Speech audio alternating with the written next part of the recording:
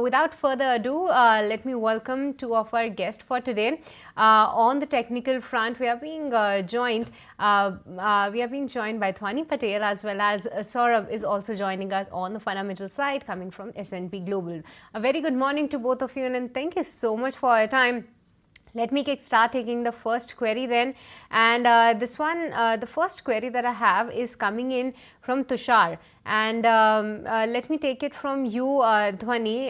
Your take on Finolex cables, do you believe that it's a good buy at current levels, and how is the technical setup looking like? Very good morning to everyone. And when we're talking about Finolex cables over here, definitely yes, the stock has seen certain buying action coming in yesterday's session, but in today's session, we are not seeing much of an up move continue over here. In this scenario, a fresh position is not recommended, but in an case that one is already holding on to, can hold on to and look up at higher prices of about 1670 over here to book in profits, whereas on the lower side, the stop loss has to be around 1440 levels now. Let's take the next query then, and this one is coming from Venkatesh, writing to us from Dubai. He wants to know about Tata Consumer. His buy price is 780 rupees per share. He wants to know what's the prospect of this one, whether he should stay put with them or with this one or look to exit. What's your take coming in on this, Saurabh? A very good morning to you, and also good morning to you, Dhwani. Hi, good morning, Cheryl. Good morning, Shrishti. See, the outlook seems very good for the Tata Consumer. They have been continuously adding newer products, and on the online side also, they are marketing goods very well. The volume growth expected from the Tata, Sampann, and the Nourishco is expected to be good.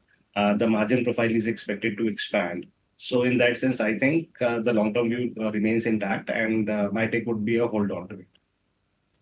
Right, that's the advice coming in on Tata Consumers. Moving on to the next query, and this one is coming in from Sudha. And Dhwani, if you can help Sudha select two stocks from a list of stocks that she has in mind right now, but she wants a long-term advice on these: Godrej Consumers, Godrej Properties, JSPL, or Kansai Nerolac.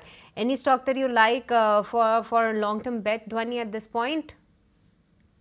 Absolutely. First of all, we'll take the Godrej group over here. Talking about Godrej Consumers and Godrej Properties over here. Godrej Properties looks good to me over here. Recently, we had heard about the news of the Mumbai government giving leeway in terms of the stamp duty on the registrations. Godrej Properties has good amount of land parcels over there, and that's where we see the the benefits of this one being reaped by the company. And from current levels, if you go long onto it on the higher side, you can expect an holding period over here of about a year, which she's looking up at for a target of 4,000 over here. Stop loss on the lower side that she needs to clearly maintain over here is going to be of 2,800. And the other stock that she's been talking about is consignor Nerolac over here. In this particular counter, also a fresh buy can be initiated given on the weekly structure over here. We've seen the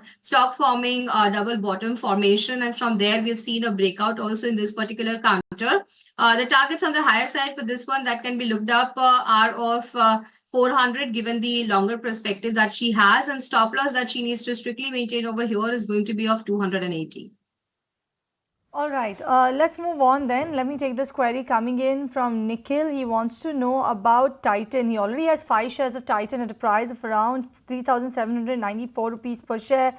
He wants to know when is the right time that he will be able to make some profits and healthy profits in this counter and book out with those profits. What's your take on this one? Actually, Dhwani, let me come to you, because he wants to know what is the chart showing for Titan.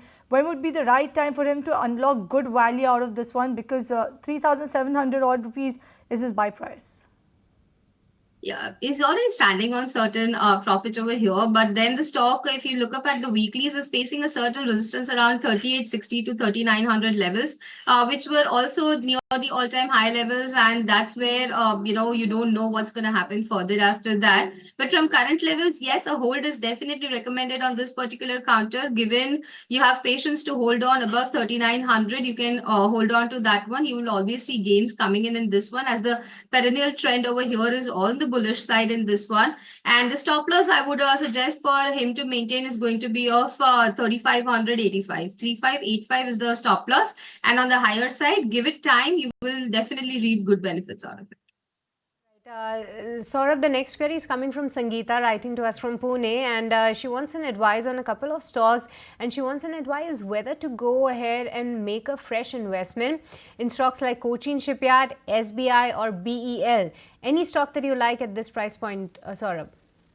See, while all the three stocks, basically Cochin Shipyard, SBI, and BL looks quite interesting. I mean, the growth prospects are quite good, and the numbers, reported numbers were also good.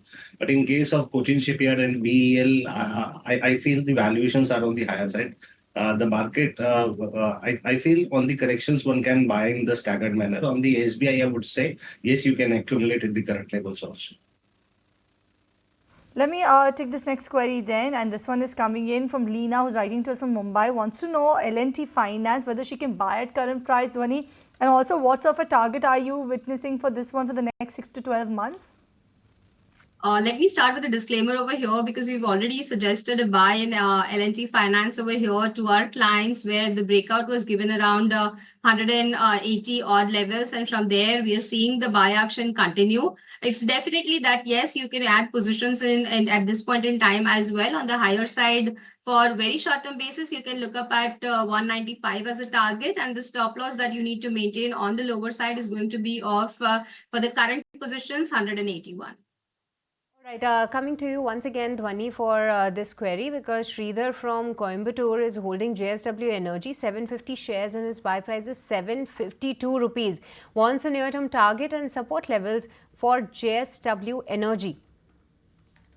Yeah, absolutely. JSW Energy, it's trading about at 800 odd levels right now, and we've already seen that the stock has given a breakout above its previous swing highs. We were facing a resistance since June this year at around 750 to 800 odd levels, and from there, we are seeing a breakout coming in this counter. Since the last three sessions, there's a good buying action also continuing on the higher side. For short-term basis, you can look up at a target of about 70 rupees from the current level, which is the range formation which we are seeing over here in the rise. So 870 is the target that I'm aiming for. And on the lower side, the stop loss at the support level that we're talking about is at 750.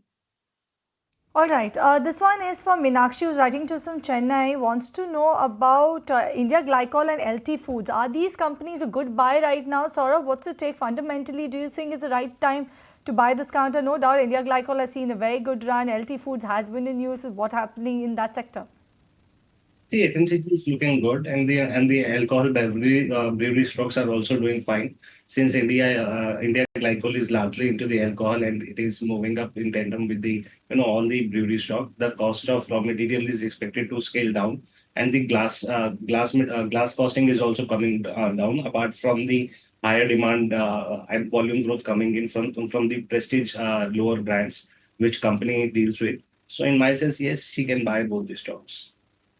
All right, the next query that I have, Saurabh, is coming from Jitendra from Noida, and he has bought Bajaj Housing shares on the listing day at a price of 158 rupees. The stock, as we know, got listed with over 100% of the gains, and for now he is holding 300 shares. Can he go ahead and buy more at current levels and hold it for the next 6 months? While the company is good, their operational performance have been excellent in terms of beating market growth. And the management is quite confident of doing so in the foreseeable future also. But on valuation side, I think the stock has become expensive after the listing. While the sector is good, I would rather recommend him to buy at lower levels, maybe in times of correction. Avoid buying right now at these prices. All right. This next query that I have is coming in from a viewer, Sudarshan, wants to know about actually ONGC call option, I believe is what he has. 300 calls of ONGC on hold as at FNO. We are nearing the expiry. What would be the target before the expiry? Sorry, Dhwani, I just read the query as is. So, but what's your take coming in on ONGC? Should he, since the expiry is approaching, what sort of strategy should he keep in mind for ONGC? I'm assuming over here that he has an holding in the current month's expiry, and he's holding a 300 call option over here. In my suggestion, on the daily charts, of course, definitely we've seen that the stock has formed base around 280 levels, and from there we are seeing a bounce coming in. In fact, in today's session also, we are trading right now. It's about 0.5% of a gain. But given that there is just 2 days left to the expiry, I don't see that the option price is going to give much of a moment over here. It's trading at about 1.5 right now. Better exit at this time.